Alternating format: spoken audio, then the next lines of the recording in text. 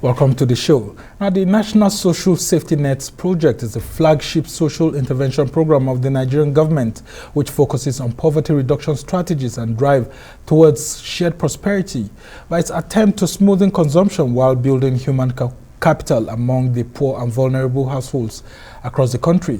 Officials say around 17 million households with about 83 million Nigerians living therein have been identified as living below the poverty line. Aside from the identification, the federal government has also initiated a scheme which transfers cash directly as social security for these largely undocumented Nigerians. Now, the project comes to a close in June 2022, and a new project which scales up the project through the expansion of components of that particular project has been negotiated and approved for just 2 years and not 5 this time around. The project is expected to strengthen Nigeria's ability to withstand future social and economic shocks. Well, for more on this, I'm glad to be joined by Iorwa Apera, who is the National Coordinator of the National Social Safety Net Coordinating Office. So good to have you here, Iorwa. Let's talk about why we are not having another 5 years extension of the program. Why is it just 2 years? I mean, some people may read political meanings to that to say maybe this program is ending with the Buhari administration. No, it's not ending with the Buhari administration, even for the 2 years. The 2 years starts in this June till 2024. So it's beyond the administration, and we know the administration will come to an end by May 2023. So it's already above and over the administration life. And it's 2 years because it is in response to the economic shock occasioned first by the COVID-19, but also the rising cost of living, including the high rates of inflation in our country. You will also know, or you better than me, around some of the hardship as a result of the war in Ukraine and the rising cost of fuel importation, the current fuel crisis and the increasing transportation, etc. So this is negotiated as a 2-year emergency cash response to pay additional 8.2 million Nigerians. And this is in addition to the 2 million regular cash transfer that will be paying for the last 5 years, as you mentioned earlier, and perhaps also mentioned by the Honorable Minister of Humanitarian Affairs, Disaster Management and Social Development last week. She is the person whose shoulder all of this burden sits on, and we as lieutenant only work in support of her clear vision and leadership. Yeah, and she actually announced during last week that about 20 billion naira will be shared to 2 million Nigerians from June this year. I mean, this is the federal government's policy and all of this. Can you break it down to us as to who are these 20 million Nigerians and how much it will individually get to one person? Okay, so we first developed the social register, what we call the social register of the poor and vulnerable, which is developed by the state government using what we call the community-based targeting system. Now, the community-based targeting system in itself, it's an engagement where the community members, we first of all define what poverty means to them within the context of the community. And we do that by separating or dividing the community after due sensitization into 3 homogeneous groups of 1 male, 1 female, and 1 youth. And so the youth will define within the context of the youth and the community what they mean by poverty. Could be a definition like the kids of this family are unable to go to school when we are going to school, even though primary school is free. He cannot afford the uniforms that would take them to school. They continue to send them away.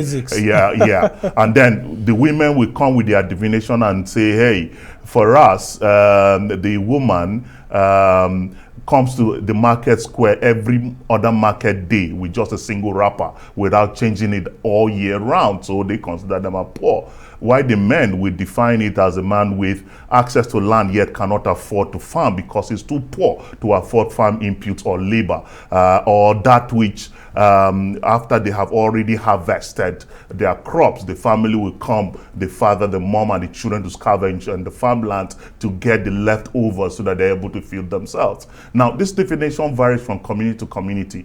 As you know, Nigeria, according to the songwriter, every kilometer makes a different language, and every kilometer meets a different culture and tradition. And so, once the youth define poverty within the context of the community, and the women define within that context, and the men define, we'll ask them to identify the poor and vulnerable households based on their definition. So the youth will make a list, the women will make a list, the men will make a list. We'll bring all of the three groups into plenary, and then we'll collapse the list into a harmonized list. So if a name of a family is on the youth list and the men list and the women list, it gets into a harmonized list. However, if a name is on the women list but not on the men list or the youth list, we'll ask the woman, why did you pick this family as poor? And they say, by definition, the woman comes to the market every other market day with a single wrapper. The men will tell you, no, we didn't. Why we didn't pick is because this man is a man that champions palm wine and pepper soup at our joint. So he's only a stingy man. Yeah, he's not really poor. Yeah, he actually has the money, but he's not spending it wisely. Yeah. Okay. So once this happens, the community will have what you have, the community harmonized list. Now, the community will then identify one male and one female. They will now become our grievance redress mechanism focal persons. They will sign up on this list.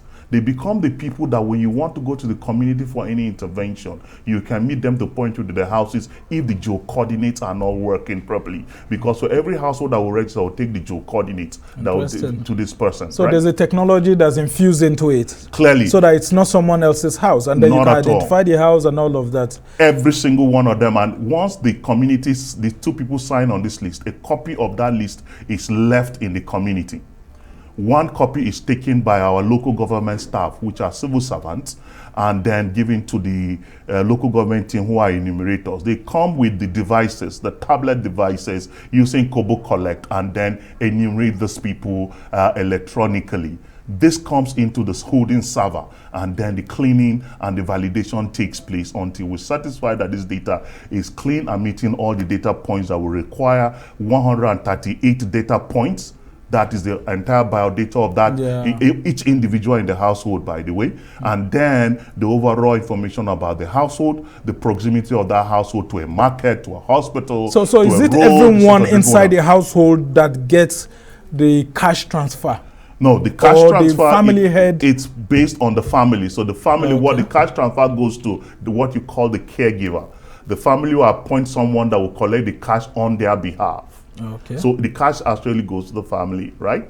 So as since we started this program and building the register from 2018, when the funding actually came into full effect, we have raised a total of 11.4 million households. Now, when you are reading your figures, 17 million households are said to be below the poverty line. We have in our database 11 million households. That's about 6 million shy of the total estimate. This translates to about 46 million individuals, which is about 36 million shy of the 82 estimated poor and vulnerable people in Nigeria. Okay, so if you have this good database and you've been giving out this money, how come that controversy is usually there? Most Nigerians are like, it's difficult to find out someone who's benefiting from this program. You see, we live in a country, and permit me to say this, perhaps not as a national coordinator, but as an ordinary Nigerian. We live in a country where if it is not me, then it's wrong. And it's an attitude that kills us. We should have faith in government. I tell people, if you do not trust government, how do you expect government to trust you? It's mutual. So we need to also trust the capacity of government and what government is doing. Yeah, and but people just want to be sure that the money is not going to those who already have the means to take care of themselves, that it's really going to those who really deserve this money. There are lots of testimonials out there, and we have engaged civil society organizations, 18 of them across the country, that monitor and produce this report for everyone to see. And we have state offices in 36 states of the Federation and the FCT. If you go to www.nassp.gov.ng, which is our website, you see the contact of all of those people. And like I said, for every single community that is in the social register, 109,360 of those communities, every single one of them have a signed community list by the community. Now, why do we sign this list and keep at the community? Yeah, very quickly before we go on break. Yeah, it is because when you pay this money, the CSO that is monitoring, or the account verifiers that are monitoring, or the government that is monitoring, we come with this list and pick the list from the community. Are these people the same that the community picked? 100% they are. And so you go ahead to pay. And this monitoring report from CSOs come to us every quarter, and it's published as well. Right? And in terms of the CSO scorecard, we just published the second scorecard by the CSOs monitoring this cash transfer within our communities. Okay, interesting indeed. And a lot of people will be interested in knowing if you give this money directly to them, at hand, or it goes through the accounts. Yeah, so because of the depth of infrastructure, now if the social register also has information on communities with banks, communities with the proximity of banks close of them, and all of that. And with that, you will take a quick look at it. All our communities where the poor and vulnerable are resided, and we have picked them for payment. We have only about 15% of those communities with functional banks. Right? So the depth of infrastructure then meant that we started paying the last mile as cash. Every other thing is electronic, by even the payroll, the getting the cash across to the payment service provider through the agent network. And we have a huge distribution of agent networks now across the place. I mean, in your village, you send your dad money and he just walks to the market square, right? And he cashes now. And all of that. Exactly. So that is what is happening. So the last cash mile is through that.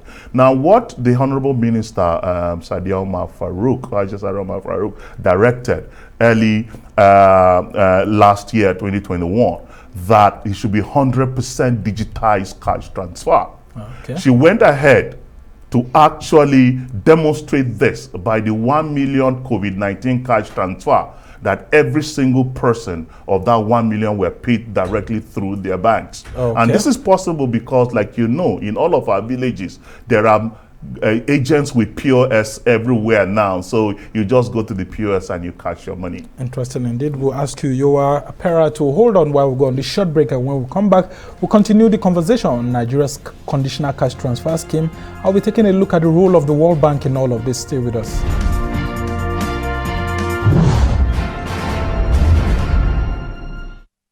Welcome back to the Arise interview. I'm Somna Sambo, and my guest today is Iorwa Apera, who has been here with us. He is the national coordinator of the National Social Safety Net Coordinating Office here in Nigeria. And I come to you. Let's talk about the second phase of the program. I mean, this other phase of the program is ending in June, and you're having a new program, which is just going to be for 2 years. Tell us about this new phase of the program, what you hope to achieve and all of that. Okay, so the program, like we started in the effectiveness in 2018, was to build those systems that are necessary for social protection intervention implementation in Nigeria. And so we started with the social register, and now we have those number of 11 million, but also through that paying 2 million, like the minister mentioned. Now the new program will continue to pay this 2 million. And each person on the 2 million payment will have a minimum of 2 years in the scheme, and then we graduate. And we started slowly in 2018 by starting to pay 300,000. We grew to 500,000, 1.1 million, 1.2, 1.6, and now 2 million that we're paying. And this 2 million will continue. We continue the 2 million as regular cash transfer for this next 2 years as well. Everybody that is enrolled through that process, we have a minimum of 2 years payment. Those beyond 2 years will of course be graduated. Now, What the Honorable Minister has then successfully negotiated as part of the COVID-19 and the impact of it, you know that when COVID did hit, our economy was locked down. There were a lot of hardship occasioned by that. A lot of people lost their jobs, their businesses, etc. And you know, the most impact, those who has impacted mostly on are the urban poor. And it's so in every economic shock or recession. Yeah, I mean, there's so much urban poverty in Nigeria. You'll be surprised how many people are poorer here than even the villages that we tend to concentrate on. Of course, yes. So when this happened, first, Nigeria didn't have a shock responsive framework that we could activate quickly and get people who are so impacted or affected by these shocks quickly to a platform that will help. So one of the things that the minister did was to initiate the rapid response register using cutting-edge technology by using the satellite imagery to identify the poor urban settlements in our country. And through that and through the use of SMS registration, we registered people.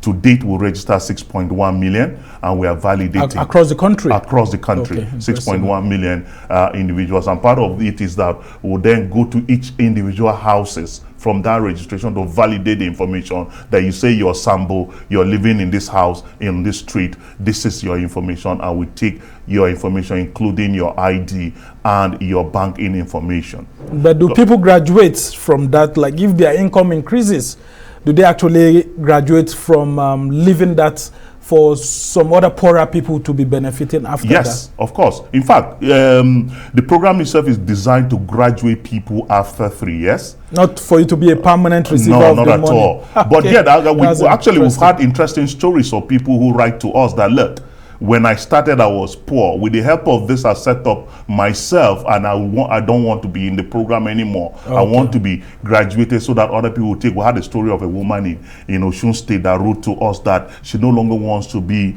part of the scheme because she's now all set up, so they should give someone else. Yeah, very quickly, because I'm being told that we don't have enough time yet. What's the role of the World Bank in all of this, and how helpful have they been?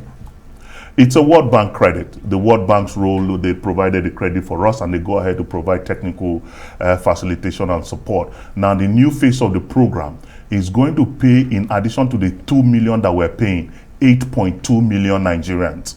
5 million of them will be the urban poor, identified through the rapid response register, and then the 3.2 as part of the social register that we already developed. So together, from June, we will be paying 10.2 million Nigerians, 55,000. 8.2 million of them will only be paid 6 months as a shock response mechanism, while the other 2 million will continue to pay 55,000 for a minimum of 2 years. All right. I've been told that unfortunately we do not have enough time left to talk so much about this, but I think I'm really enlightened, and a lot of our viewers will actually hope to get more details in subsequent times when we invite you here. Iorwa Apera is the national coordinator of the National Social Safety Net Coordinating Office. We can only wish you well in this second installment of your program, which will be for 2 years, and hope that the beneficiaries will also give way to those who have not benefited, because I'm very much interested in doing that, in knowing that, because some Nigerians, once they get the opportunity to be on the cash program like this, they don't want to exit. Of course, you know better than me. Thank you so much for being on the show.